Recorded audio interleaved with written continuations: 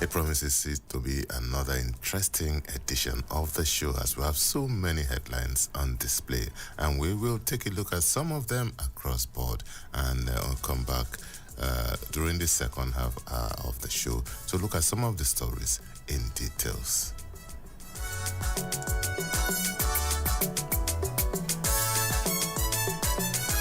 All right, we start off with the Guardian newspaper. The headline story here on the front page of the Guardian newspaper is IMF task Nigeria, other African governments on fiscal reforms and e-governance. Cautious optimism over Tinubu's reshuffled cabinet changes. And diphtheria killed 1,191 persons in 17 months, says NCDC. And still staying with the Guardian newspaper, over 90% of Nigerian lands unregistered, says the federal government.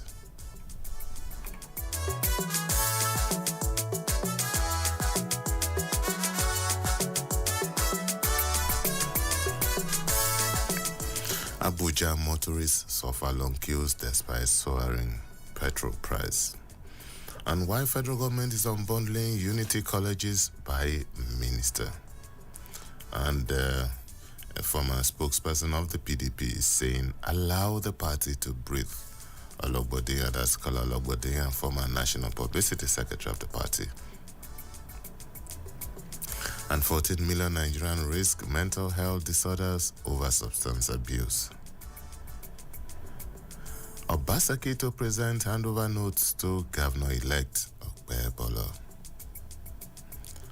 And federal government retirees groan over non-payment of pension. Why we rejected IPPIS for UTAS by university teachers. And still staying with the Guardian, Rivers Police investigate disappearance of NYSC member in Ikoro town.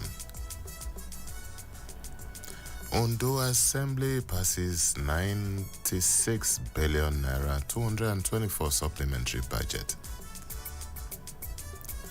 NECA asks employers to uphold responsible corporate practices. And also, federal government withdraws suit against Binance employee Gambarayan. And alias suspends Attorney General over EFCC suit.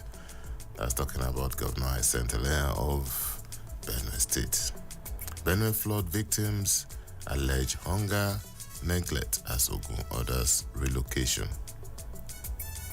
United States empowers Nigerian businesses through Agile workshops.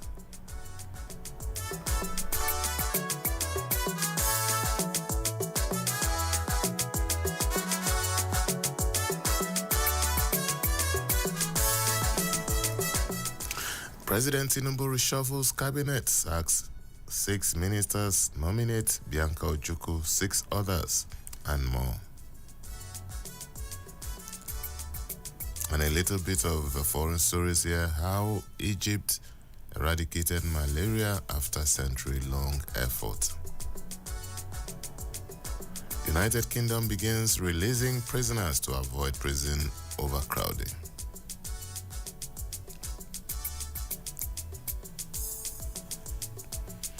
Group trains Nasarawa women on eliminating sexual violence at mining sites. And Canadian woman sentenced to 11 years for importing cannabis into Nigeria.